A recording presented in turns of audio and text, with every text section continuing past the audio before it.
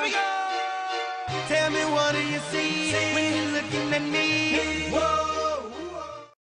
Hello everyone, my name is Michael Allen DeVos. I was born August 8th, 1984 at Newport, Vermont Hospital. As some of you may or may not know, I am doing this documentary for a couple reasons. One, I want to let people know that exactly who I am and what I stand for. The second is I just felt it was really a good time to tell my story, I guess. So like I said, I was born in 1984 at North Country Hospital in Newport, Vermont. My mom is Laura Gleason and Doug DeVos Sr. Most of my childhood has not been, or most of my life I should say, has not been peaches and cream. I know everybody has a story. Everybody has something they can tell or relate or whatnot, but this is my story. So without any further introductions, I'm just gonna jump right into it. As a kid growing up, I was picked on a lot, called a lot of names, some hurtful more than others. I was diagnosed at the age of 2 with epilepsy seizures. If you don't know what that is, that's pretty much I would either stare off if you were talking to me, or my eyes would just flutter and you'd just see the white part of my eyes, and you'd be like, "Hey Mike," and be like, nobody's there, you know. And because I had seizures, when I was a little kid, or most of my teen life as well, I was in and out of the hospital until the age of 15. I was on so many different medications, from liquids to pills to whatever for my seizures. Some made me not want to eat. I actually remember one time with one medicine, I did not gain or lose any pounds. I stayed at 44 pounds. And like when I mean in and out of the hospital, it's like I was staying nights over and had IVs in me and everything. I got my seizures by actually the same hospital I was born in, North Country. They gave me like a little booster or flu shot, or I can't remember which one it was, but they gave me a shot in my shoulder and I had an allergic reaction to it and had seizures since. Growing up was very difficult, not only having seizures and knowing you can't control them at all, and then just having people in general just sit there and pick on you. And when I was very little, like in first grade, they were so bad that I had like 30 of them in 1 minute. And not only because of that, but they were also to the point where they were so bad that I couldn't control my bladder. So when I was in first grade, like I peed my pants because of the seizures. And I remember in Irishburg, I met my best friend, Josh Murray, and we were both, little kids and everything, and he was similar to me, he got picked on and everything, and I remember when we were in kindergarten, that the half a day that we had, like kindergartners had, they'd go home and whatnot, and I'd go to first grade and do first grade work. And I thought I was pretty intelligent, but then once I got in first grade, because of my seizures and stuff, they actually held me back because I had too many seizures. They didn't think I was learning, but I was. But I guess it was good in a way, because You know, like I said, I met my best friend Josh Murray when I was younger at that age. And I guess if I didn't stay back, I wouldn't have met him. So that was pretty good, you know. So as a young kid growing up, it wasn't just about the teachers and the students, picking on me and saying little comments. It was it was also a lot of stuff at home that was very traumatic. But before I get to that, I just like to give you another example of how bad kids were picking on me. There was a day, every day they were doing something. They were either spitting on me, kicking me in the nuts. I remember one time in third grade in Bryant grade school, I was just sitting in the windowsill with one of my friends. I can't remember if it was Josh or my other good friend, my other best friend, Steve Flynn. But I was just sitting in the windowsill, and there was this girl that I thought was a really nice person. Well, I liked her pretty much, and I ended up going. Um, I ended up going up to her, getting a little courage, and went up and said hi. That's it, just hi, how are you? And then I went back to my windowsill, and this was during recess, and this kid came up to me and said, "Don't ever fucking talk to her again."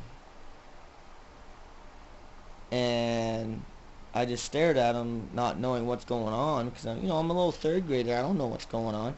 And then he took my head, and he just, bam, ran against the brick building. The teacher looked at me and said, "Don't instigate him." How am I instigating anybody if I'm just saying hi to someone? It made no sense. But back to like my home life, it there was a lot that happened at home that you know a lot of kids my age should have never went through or seen. And I don't blame anybody.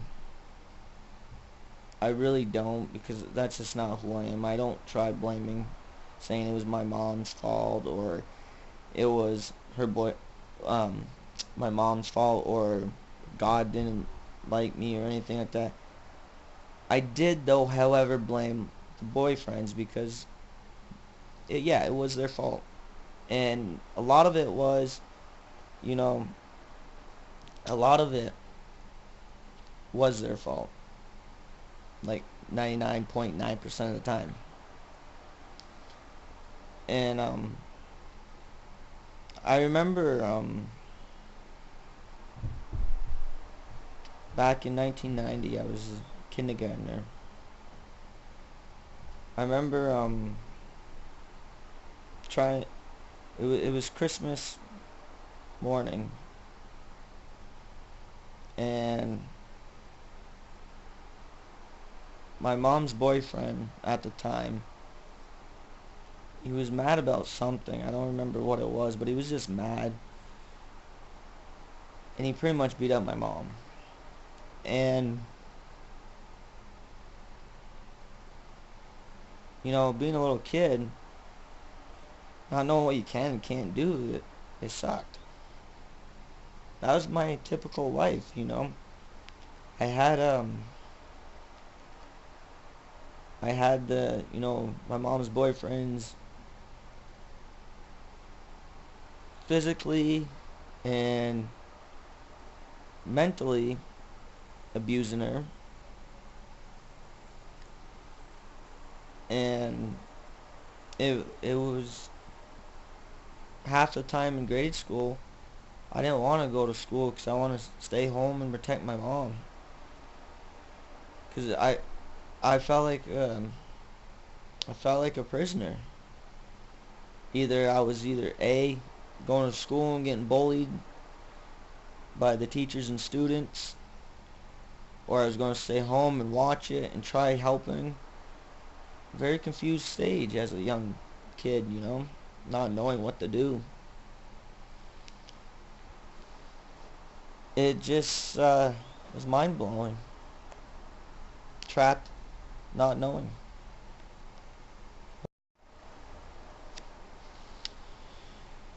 So, fast forward a few years in high school, same scenario. All my life I've been doubted, saying I can't do something, having people say they like me but then turn their back on me or talk about me.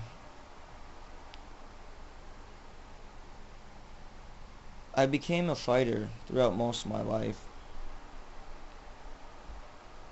fighting to make sure my family was happy,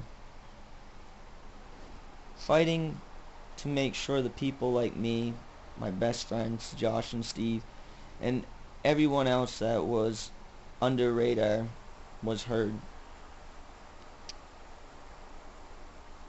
I did a lot of stuff in high school that I'm not proud of. Just kind of letting people push me around type thing. The physiological abuse wasn't there for me. It's more mentality because of everything people were doing to me. And I just did not know who to turn to, what to say. So freshman year of high school, I bottled up. I was always walking, looking at my feet, never looking up. I wore a hat. And here's a fun fact for people. If you ever see me with a hat, there's reasons why I wear hats. Then it took a while before someone actually sat down and talked to me and actually explained it, and it actually made logical sense. I do wear hats occasionally just for fun, whatever. But a lot of times as I was growing up, wearing hats was to hide my face. Because I did not want the world to see me. I did not want to see the world for all the tragics that were going on. The stuff from home, the students. I was a loner. In fact, I was such a loner that one year in graded school, I did not do anything except for go home, go to my room. As soon as I went home, I went to my room, stayed there, and waited until everyone was asleep. And then I'd eat. I guess you could say I was very depressed growing up. I know, Mike saying the word depressed. It's funny, I normally don't say it, but I guess I was. There's a lot that happened that a lot of people don't know, and no one will ever know. They'll know some from this video, but I'm not going to tell a lot. So anyways, like I said, fast forward to high school, I bottled up everything. By bottling up, it was my blanket of security. Because I knew if I didn't say my feelings or thoughts to people, then they couldn't use it against me or sit there and play off it. So I hid. And I hid my feelings. There was one time, not many people know, but there was one time in high school, I was home alone, no one was around, just me and my cat, Zoe.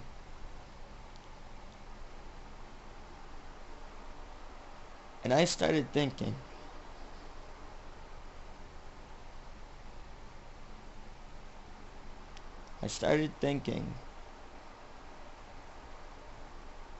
would anyone miss me if I was gone?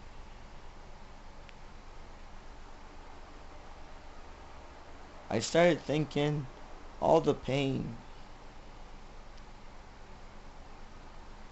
that I've seen. Would it ever end?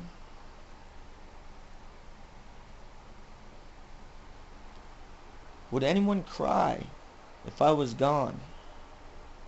Because when I was sick and in the hospital, the only person that really visit me all the time is my mom. And I'm thankful for that, but I didn't have a lot of people come in and say, how you doing, whatever. My mom did. So anyways, back to my story. I was thinking all this stuff. Thinking that maybe, just maybe, people would be happier if I wasn't around.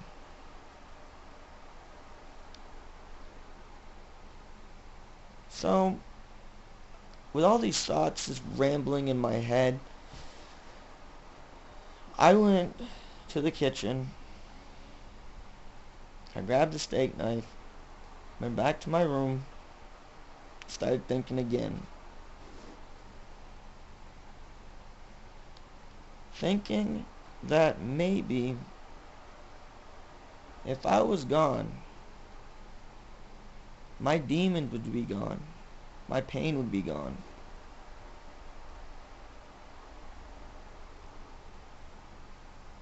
So I just started slowly putting the knife near my wrist. I thought about it. I really did think about it. And after about a couple minutes of thinking about it, I hear this little meow. I look over. I don't know how she got in my room because my door was shut. But my little cat Zoe was sitting there with these big, big eyes. Just looking at me. And I stopped. And I looked at her.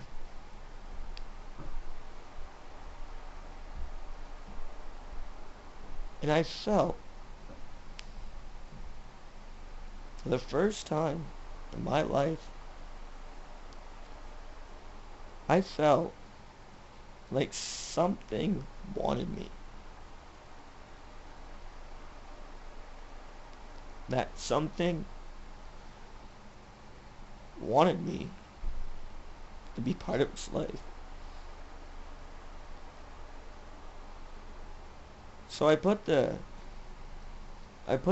steak knife back, and I never told anyone this story.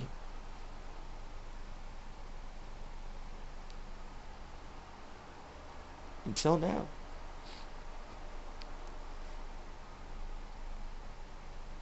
So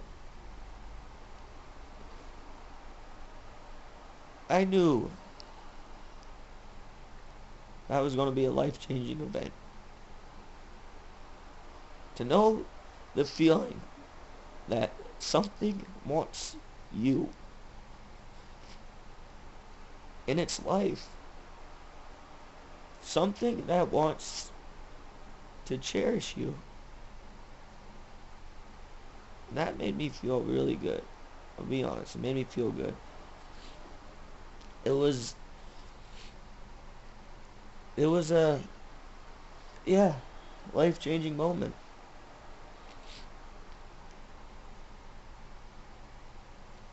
Then after that, I didn't know what I was going to do, but I knew I was going to be there for Zoe. Because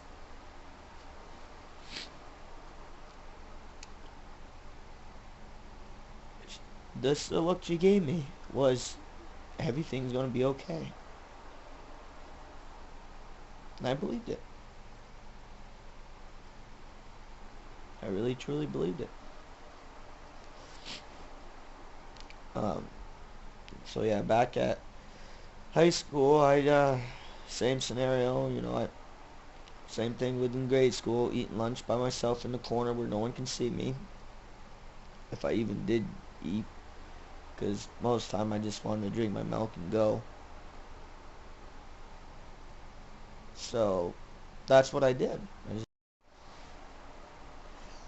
So I remember this one teacher in high school. His name was Mr. Powles. I had him all 4 years as an English teacher. Great man, great man. He was diagnosed with cancer my freshman year of high school. Sophomore year, he was pretty much out of school because he was doing chemo and whatnot. Junior year, he came back, it was gone. And then senior year, I guess it came back a lot worse than it was before. And he left halfway through my year, and I never really get to say thank you for believing in me and helping me with everything I've done. And he was the one guy I really wanted to sign my yearbook. The one guy. So in high school, I was, like I said, same thing. People throwing stuff at me while I'm trying to eat, or trip me downstairs. Just typical picking on me. But with Mr. Powell, I remember my sophomore year in high school. It was we had to do a video project, and I was like, oh great, I'm gonna get stuck doing something I don't want to do. And knowing from grade school and stuff how a lot of teachers doubted me, they literally called me retired, and I couldn't do anything. I couldn't be a wrestler if I wanted to. I couldn't play basketball if I wanted to. I couldn't be a singer if I wanted to, or a movie producer or anything. They just said, nope, can't do it. So I actually remember in grade school we had to do a project on a career that we wanted to do, and I picked wrestling because I grew up watching wrestling with my dad. And just a side note, my mom and dad were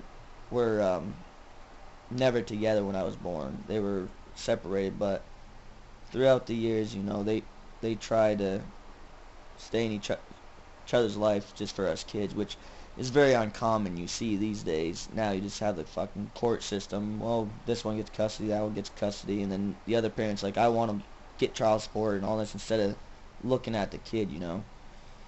But there was one year, and it's just a flashback, I just want to say it because it just came in my head. I remember being 5 or 6 years old. My mom was she was in a detox program. My dad was locked up for drinking. So me and my brother didn't have really anywhere to go. So we had to go to a foster home for like 30 days. And one day we were very, very sick. And we threw up. We threw up on their rug. And they were mad because it was a brand new rug. So, you think most people, they just clean it up and say, try making it to the bathroom, puke in the toilet or whatnot. No. They literally made us clean it up. But they made us clean it up by eating our own puke. And I share that with you guys because I want to let you know that there are some things I am leaving out on this video. But I am going to share a lot. And I wanted to share that just to show you a little example of me being a little kid and the stuff I went through. I went through a lot, but for obvious reasons, I'm going to try keeping the video short. So I'm not going to get into a lot of details. I'll get into most of them though. And that was just something, that happened like in home / school as being a kid. So I was back to fast forwarding through high school, my sophomore year, the story I was telling you. I was homesick, and the day I was sick was the day we had to give our topic. And if we didn't get a topic, then the teacher, Mr. Powell, was going to pick one. And I was so worried I was going to do something I didn't want to do. Because, like I said, previous teachers, all they've done is doubt me, call me names themselves. And every time I wanted to do something or write about something from my own self, they would shut it down. They would just be like, no, you can't do it, or no, pick something else, or you're getting a 0 type thing. So I was thinking of that, and I was like, that's just crazy.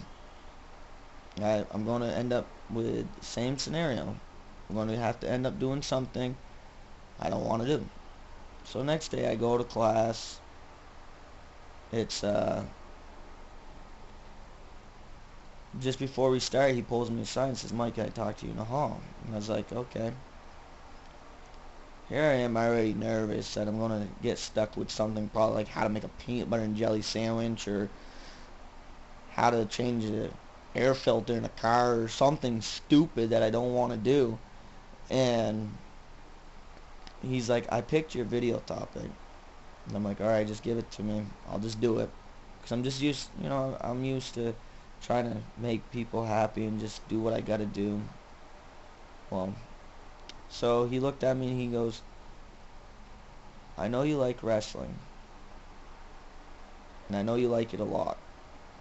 You talk about it. And you know it better than probably most people in Vermont. About who was champion when and there and everything. He goes, so I want you to make a wrestling video with you and your brother. Just wrestling. Just short 10, 15-minute video. And I just want to wish you luck on it. My heart just dropped. It really dropped because for the first time, other than my cat Zoe, I had someone not doubting me and encouraging me to do something I had a passion for. Something that made me feel happy. Because I wasn't just doing a project for the teacher's liking or just someone else's liking. I was doing something that meant something to me. So I went home and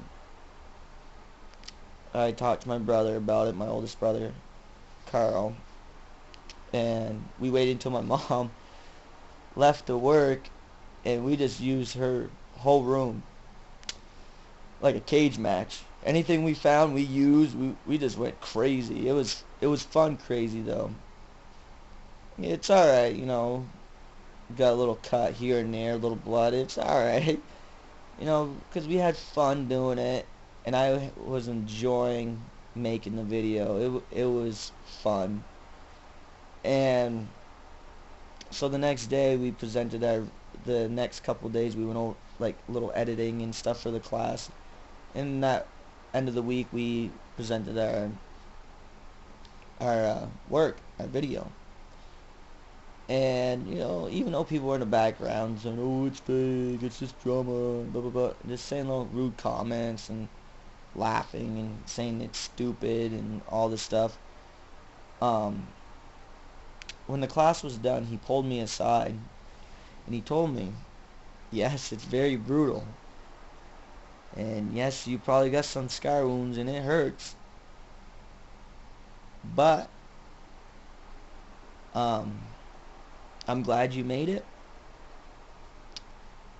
and I'm glad you put in the effort that you did for it.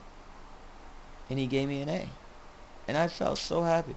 I felt like actually smiling from ear to ear, knowing I got to do something I like, and it came out very well. I was shocked. It came out very well. So I was happy for that. That really made my day.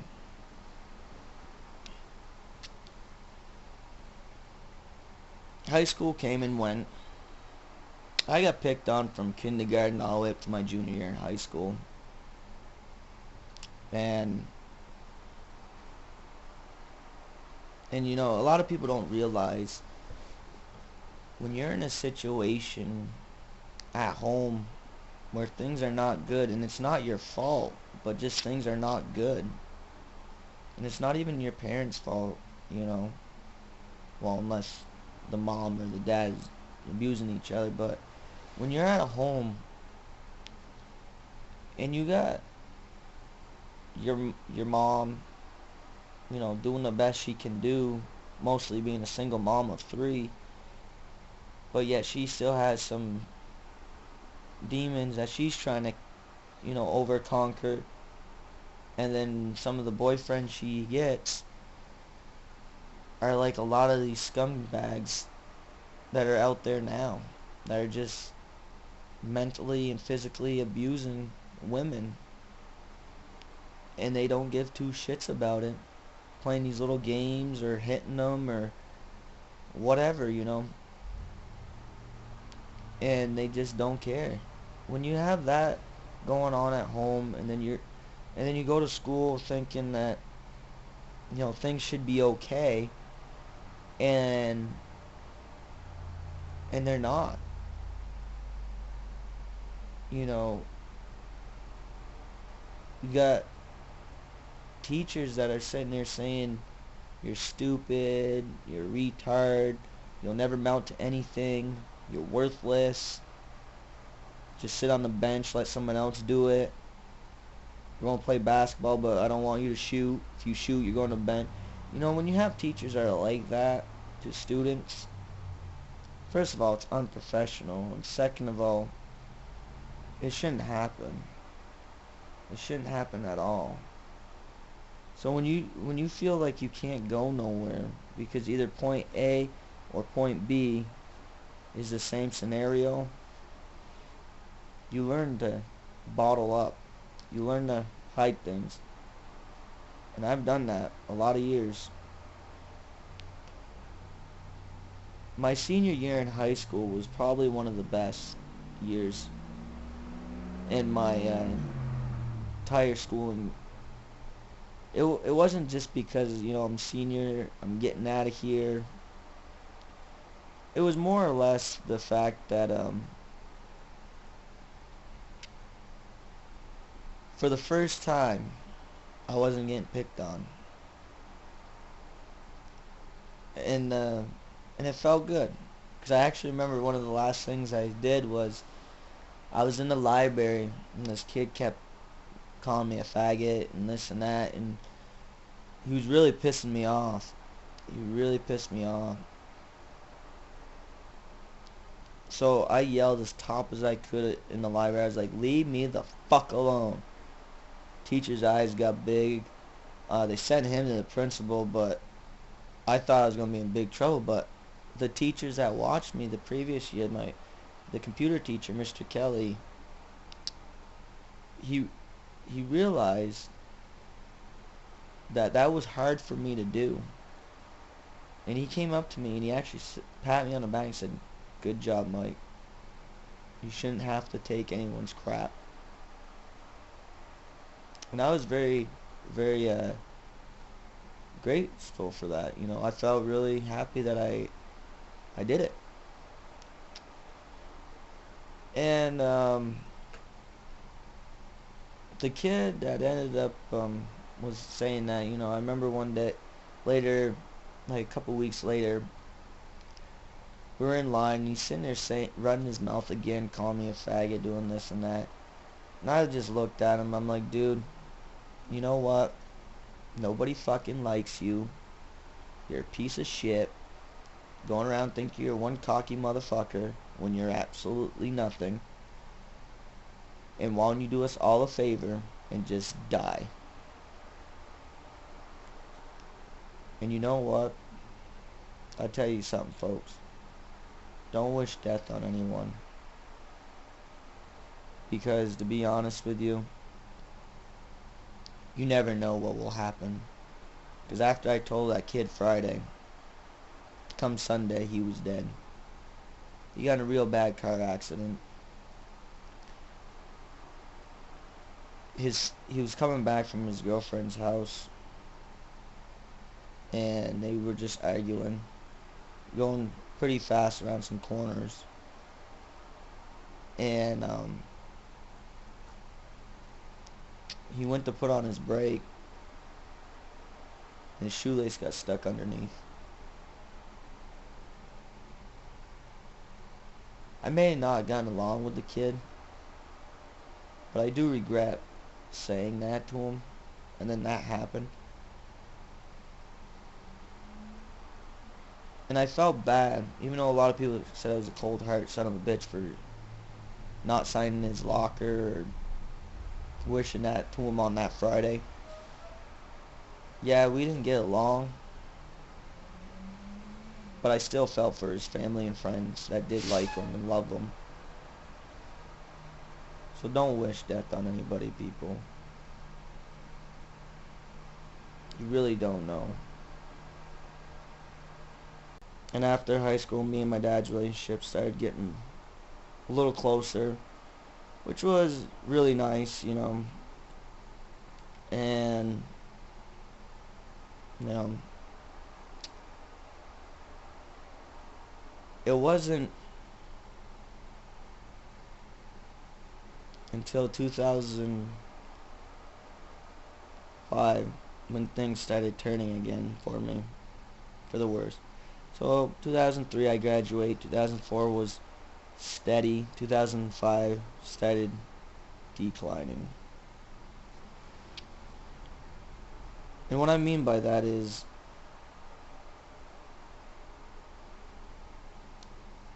even in my relationships I've had with people, I still had walls. I still built up things.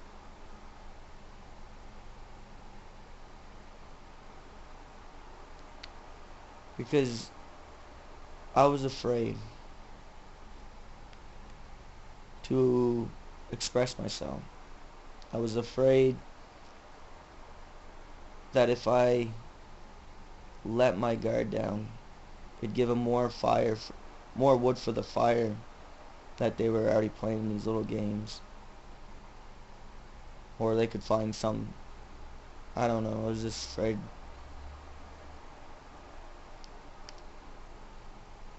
So I tried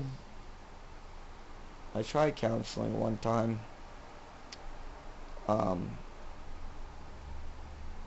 Only one time. Only because when I was talking to them, they were trying to make me feel like I should hate my dad, and everything that I was going through was my dad's fault, and it wasn't my dad's fault. My dad was battling his own demons at the time and trying to get sober, you know, throughout my life growing up. Because he too was a victim of what I am. We both hold things in. We don't really express ourselves. And because of that, he had a lot of insecure stuff, and he felt drinking was the best scenario. So anyways, 2005 came around, and like I said, it started declining right around there. 2006, 2007 came around.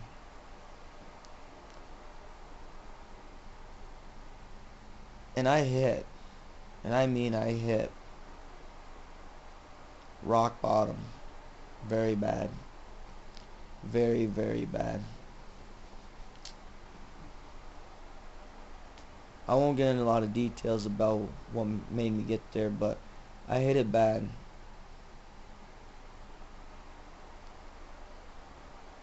And it came to the point to all my life prior to that, I was always trying to prove to people who I was, because a lot of people didn't know me. They only knew me as Carl or Doug's little brother. because I hid from the world. And then when I did shine a little bit, they just wanted to put me back. So I always try proving people, no matter if I have seizures or not, I can do anything. If I, and no matter what you say, if you sit there and say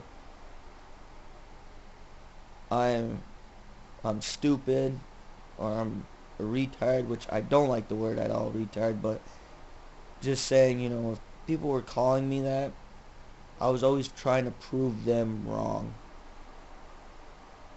Why? Because I knew who I was, but I had these balls and chains that were holding me down, and every time I tried to prove myself, something yanked me back down. And I wanted to be free from these. I wanted to be, as you people would call, normal. I wanted to be accepted. I wanted to be loved. So I kept fighting. Kept trying to prove things. So in 2006, 2007, like I said, I hit rock bottom real bad. Especially right around 2006. My grandfather on my dad's side, I was very, very close to him. He was practically the only grandparent I was close to. I never knew my grandmother on my dad's side because she left him to watch 14 kids, and then he had to go to war because he was a World War II veteran. But on my mom's side, they didn't care for us. We weren't grandkids. We were we were we were assholes or fuckface or this or that. So my grandfather on my dad's side was the only grandparent I really grew up with and I really respected, and he gave me a lot of knowledge, a lot. I didn't see him that much in 2005, 2006, because when he was in St. Albans, where he was from, he was home alone one day and he got his arm trapped in one of the little fold cot beds, and it ended up cutting off the circulation. They had to amp his arm, and the state felt he pretty much shouldn't be living alone type thing, so they brought him to Bel Air Nursing Home up here in Newport. He did not like it, and I knew this, and he knew I knew this. And it was hard to see him in that place because every time I did go, there was always a lot of tears. And I normally don't cry in front of a lot of people. Hell, I don't even think I cry very often in front of anybody. And yeah. 2006, I remember I was sitting home in my dark room by myself, like I've done so many times before,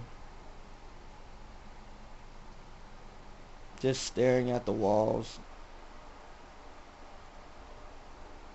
and I get a phone call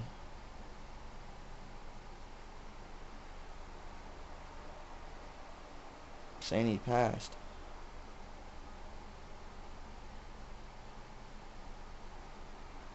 I couldn't believe it. I just couldn't believe it.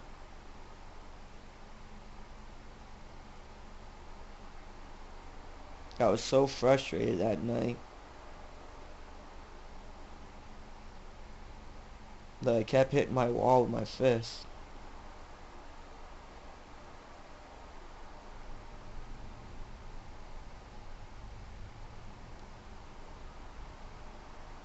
because I didn't get to say goodbye to him. I didn't get to say I love you.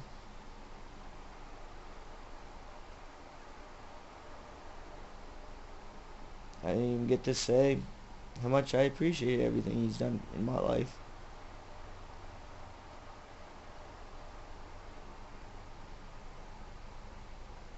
Never got to even give him that one last hug goodbye.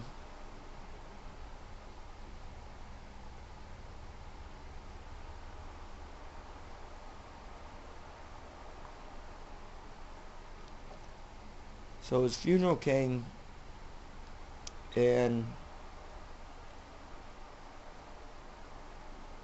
he put in his will he wanted his grandsons to, if anything ever happened, to be the pallbearers to carry the casket. So we did. That day was the first time in a long time I saw my dad cry. And it brought joys. It brought the sense that, he's human after all too, like me. There's not a day that goes by I don't think about my grandfather. Wishing I could have had the chance to say goodbye and that I would make him proud. Because one of the things I promised him before he did pass was I'd be the first in my family to go to college. Whether it's associates or a bachelor's degree, I was going to go to college and I was going to pass and I was going to get my degree.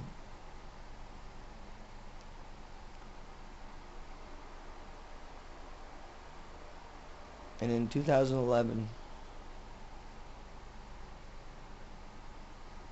I took a 2-year degree and did it in about a year and a half.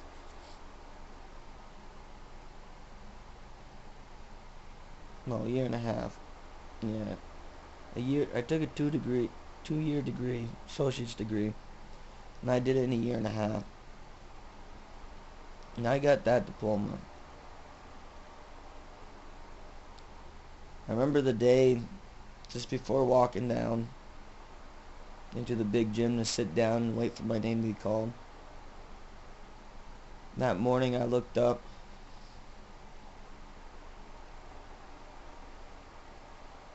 and I said, "Grandpa,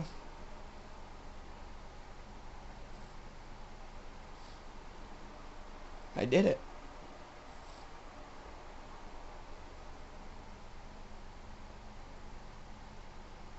I did it.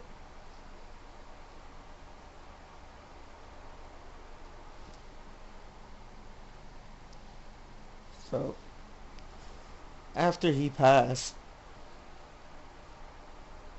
because of everything going on back in 2006, after he passed back in 2006, like I said, it was a rough patch for me. Very rough. I remember calling my friend Steve. Um, I was drinking something I never really thought I would do because I saw what it did to my family and I didn't want to be that. I didn't want to be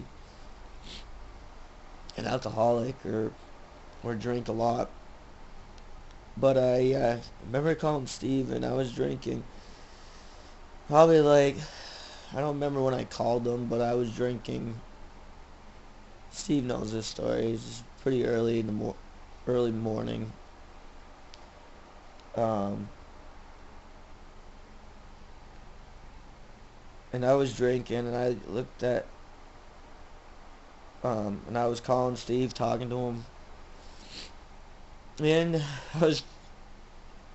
my thoughts came back in my head from when I was younger. Here I am, just lost my grandfather that I was very close to. I felt my world was being torn apart. and I just had them thoughts again. So as I was calling Steve, I probably said a lot of stuff that probably made no sense at all. But I remember saying to him, I can't drive. Can you please drive me somewhere? I need to get out where I am. And I thank Steve even to this very day. I thank him for letting him drive because I couldn't drive. But yeah, we ended up driving all the way to like Lindenville and stuff, and I was still drinking. Like in front of me, I had like tons and tons of drinks. I even had my bottle that was like huge. It's a huge bottle. Anybody that knows me knows I call my bottle Junior, just to, jokingly, but it's a big bottle if they've seen it. And I was still drinking pretty heavily, and I don't remember much of the night. My buddy James has told me the story many times of how he thought I was pretty much dead because I was just slouched over, and when he opened the passenger side door to talk to me, my head just went smack around the pavement. And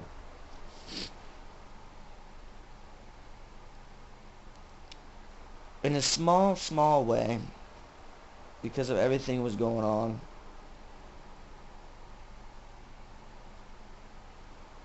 and because of the thoughts I had, I really thought the world would be better without me. And I miss my grandfather. I just wanted to go see him.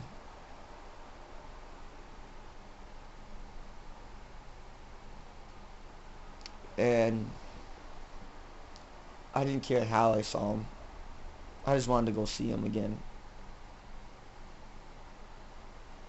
The doctor told me, Mr. DeVos, I want to say something to you. The first thing I want to say to you, if you have headaches ever, or you have a seizure ever, I want you to contact me. I'm like, okay, this is kind of odd, okay. So I was like, yeah, sure, no problem. She's like, now the second thing I want to tell you is congratulations. You are now seizure free. And I was like, what? Serious? No fucking way. I just jumped for joy. And I was like, are you serious? She's like, yes, your EEGs both came back normal. And you're seizure free. And I was so happy hearing that, not only because I was seizure free, but I had doctor after doctor tell me I would never, ever be seizure free. And I told them one day I will be. They offered me brain surgery, but I wouldn't take it because I didn't want either to end up dead, or I didn't want to have to relearn how to talk and speak and all this other stuff that most people do when they have like brain surgeries or become a vegetable. I prayed many times throughout the year that God would help me be seizure free. And on that day, He answered my prayers. He answered them. 2013, I started going out more. I'm not a big drinker prior to this, but I started going out to the bar a lot, and I was having fun, just dancing and drinking just to escape some little issues. But then I started all these people started coming up to me that I've never met before, and they were saying, "Hey, you're a good dancer," or "Hey, you're a pretty nice uh, guy," or whatever. And I've always gotten nice guys, and to me, someone saying I'm a nice guy, to me is a filter. Really dig deep. Tell me something more that I don't know. Don't just say I'm a nice guy, because I can just walk up to you and say you're a nice guy or you're a nice lady. It don't mean nothing. Scratch the surface a little. Get some inner stuff. So, me and my good buddy Dan, we were partying up. Um,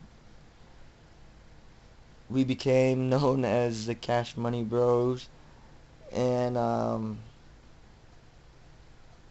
just a side note, I've had a lot of nicknames growing up from some people. Like some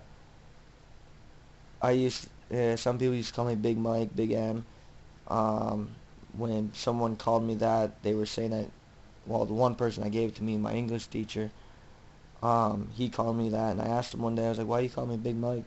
He goes, "Even though you're small," and he said the same thing like with my woodworking. Mr. C said as well, because he knew my brothers as well, and Mr. C and Mr. Powell, they both told me the same thing. I might be small, but I got a big heart, and that was a good nickname. And I was called Money Makers before. Money bags for my dad, because every time he saw me, he was like, "Boy, you always have money." And I was like, "Well, I gotta get money to live, I guess." And I was called Tiki Tiki Man. And then last year, I don't know how it came about, but my friend Dan called me Magic Mike, and then it just stuck. It just stuck with everybody, Magic Mike. I ain't no Magic Man. I ain't no Magic Mike the movie star either. But so yeah, I drank quite a bit.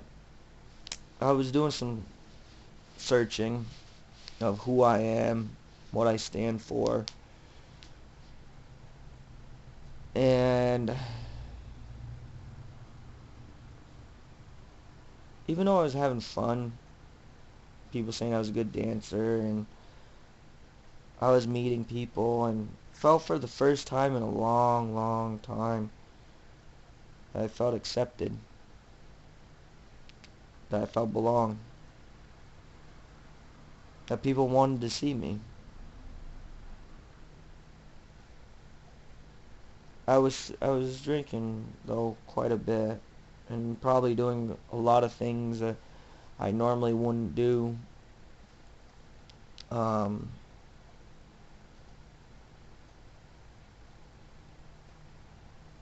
and in some ways, I look at that timeline, and if I didn't do what I did at that time, I would have never met this person that I've met now. Um, I feel. And I feel God brought us together for a reason. I don't know what it is, but I do feel He brought us together for a reason. Um, he, this lady is very, very special to me. Not only did she get me to stop drinking, and she didn't just say, "Oh, you stop or I'm gone." No, just her presence and the way she treated me made me feel something brand new that I've never ever felt before, and that was someone liking me for me. Not to try getting to know my brothers or my friends, or using me for money, or cheating on me, or lying to me, or any of that crap that has happened before.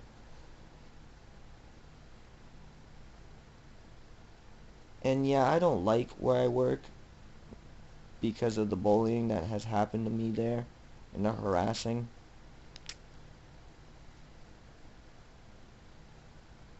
But every morning I woke up with this girl in my presence.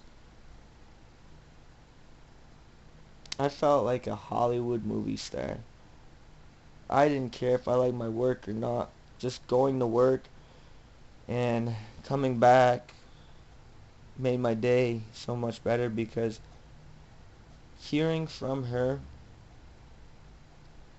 or knowing I'm going to hang out with her just made my day a lot easier. She made me feel alive when so many times before I have felt like a lost soul. Just walking this earth, not knowing where I'm going to go, how I'm going to get there, if I even want to get there. She's a very special person to my heart. And I know from the bottom of my heart, a lot of my upbringing has affected me in some ways. I try to learn from everything. That way I don't think about it and I can move forward in life.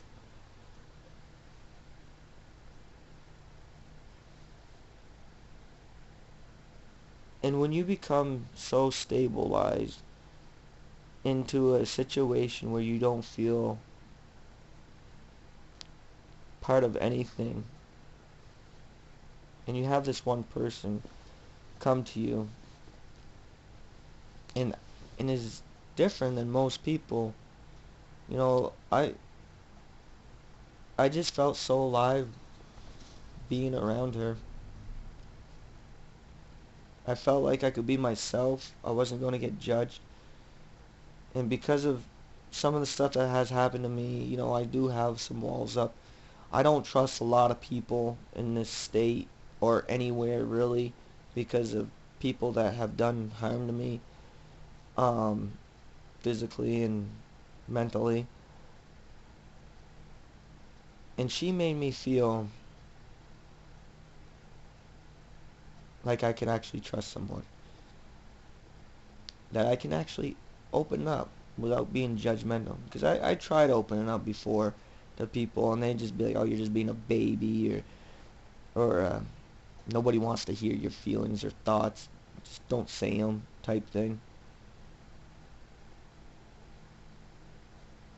There is hardly any words that I can think of or describe of how much this person has made me feel alive and made me feel like myself.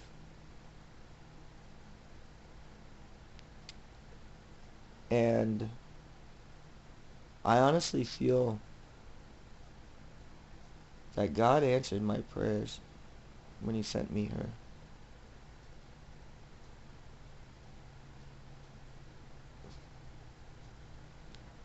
Because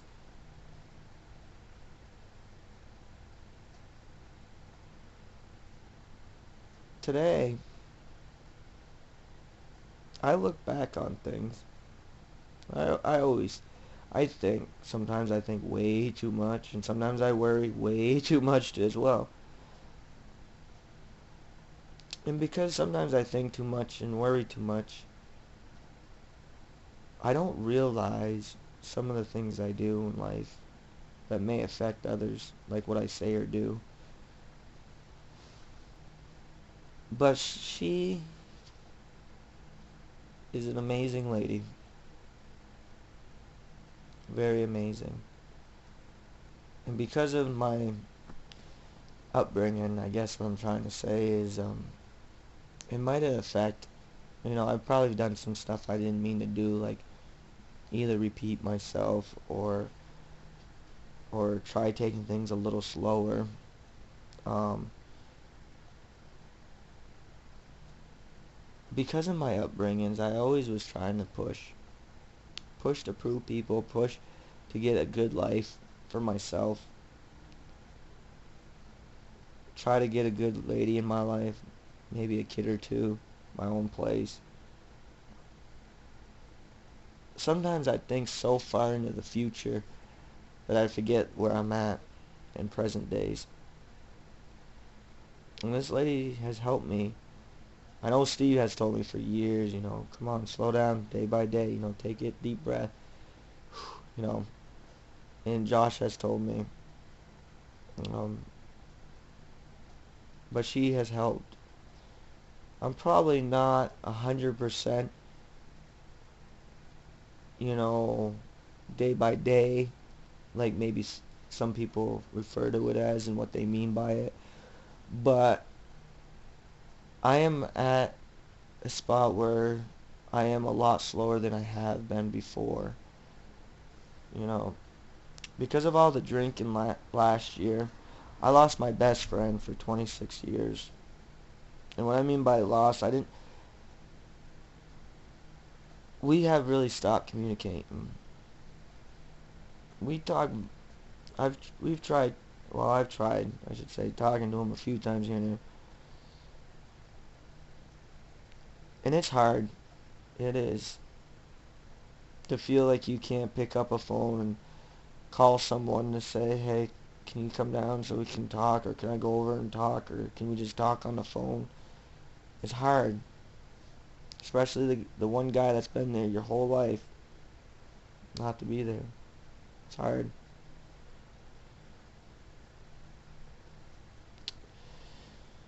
I don't know where my life is going to go. I don't know what tomorrow brings.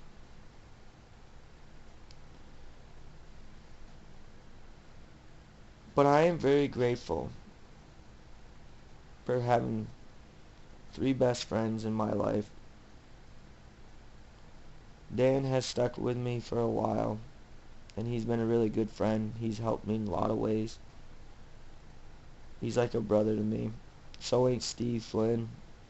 He's like another brother I haven't had. Me and him and Josh Murray. Josh Murray's the other best friend. I love them all like my brother. And I don't drop that L-bomb very often, people that really know me.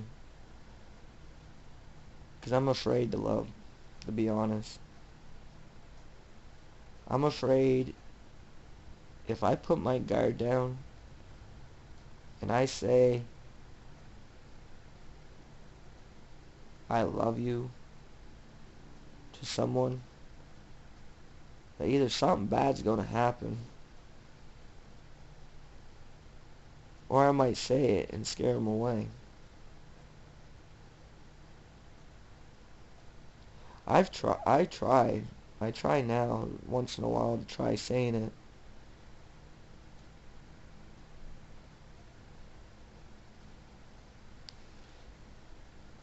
So anyways, yeah, this girl, she's amazing. I don't know what I don't know what holds for us, because I can't tell the future. I really don't. All I do know is I hope the outcome is good between us. And I hope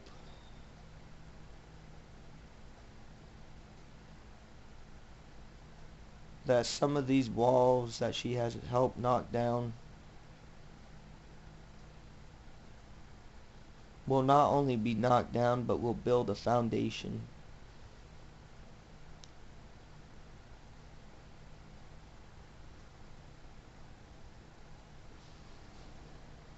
So like I said, I don't know what's in store for me and that lady. I just really hope it's a great outcome. I'm also tired of being alone. Coming, just work and coming home.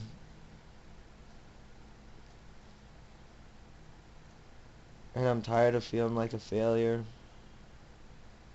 at things that I've tried to do and nothing seems to work out.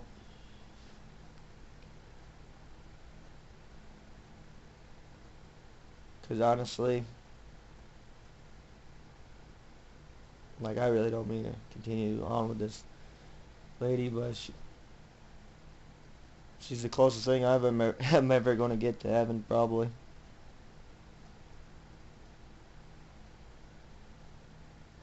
But I want to leave you people with a final thought. Thank you for taking the time, first of all, to watch this, because was not easy for me to do. You can probably see me cry a couple times.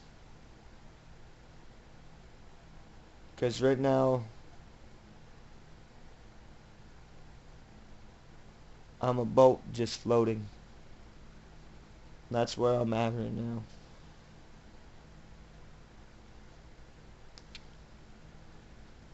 I'm just a boat floating in the ocean. And I've been very emotional for the last few days because of some things that have been going on and some things I've been thinking of, and I just hope things get better. But I do want to leave you guys with a final thought. I want you to think of my quote that I made. I haven't said it much to many people. A lot of people may not know it. But here it is. When you look at a mountain, do you just see another mountain, or do you see all the beauty surrounding it? A lot can be said very similar to a person. When you see a person, do you just see another person, or do you see all the beauty within? So what that means, people, is when you see something, don't just look at it and judge it. Get to know it. Get to study it. Get to understand it. We're all human.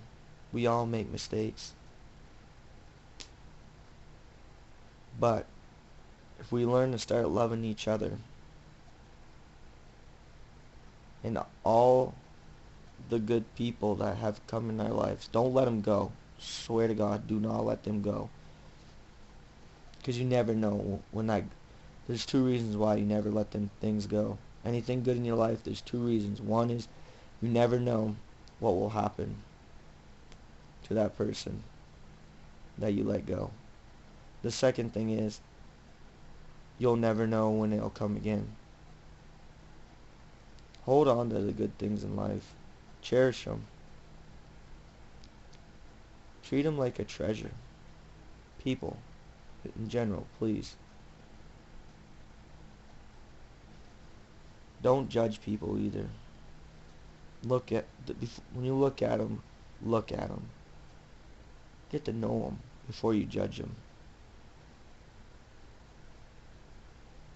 And if things get rough with someone,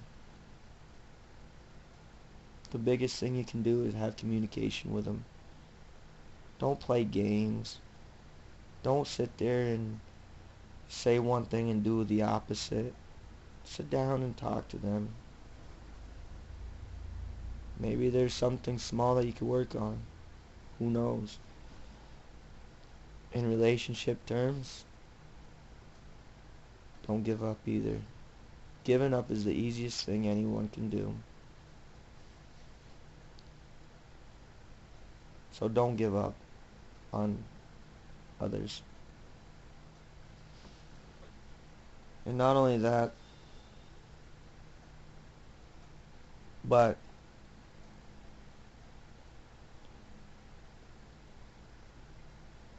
tell people how you feel and your thoughts.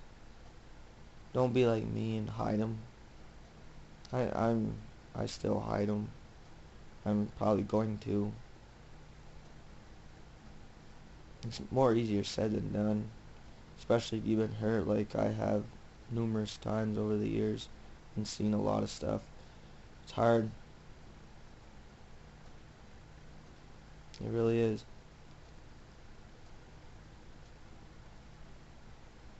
So just remember what I've said. Thank you again for watching this vlog. well, not vlog, documentary, I should say. I don't know how long it is, but it's probably been pretty long.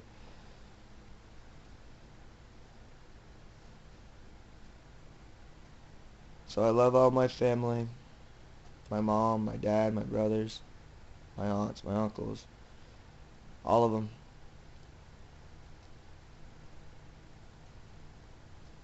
And,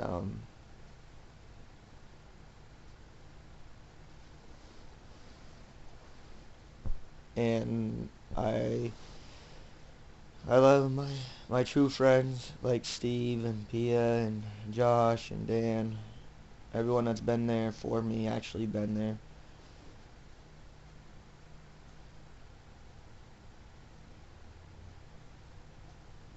And so with that being said, love each other, respect each other, don't judge each other. And one more quote I'll leave you with that I made. You learn to live and you live to learn. Think about it. None of us are perfect in the world.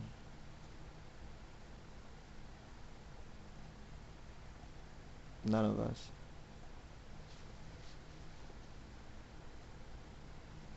So let's get along, people. Can't stress it enough. Just come together.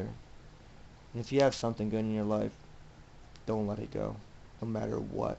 No matter if someone's being a stupid bonehead and being something stupid as picking his nose all day long to something I do. Sometimes I apologize too much by saying sorry. It's a work in progress for us people. Be a little patient with us. Work with us. And don't give up on us. Because the worst anybody can do for anything is give up on someone. Or push them aside like a piece of garbage bag. So thank you again. This is Mike. And have a nice day. Oh, missing the feet.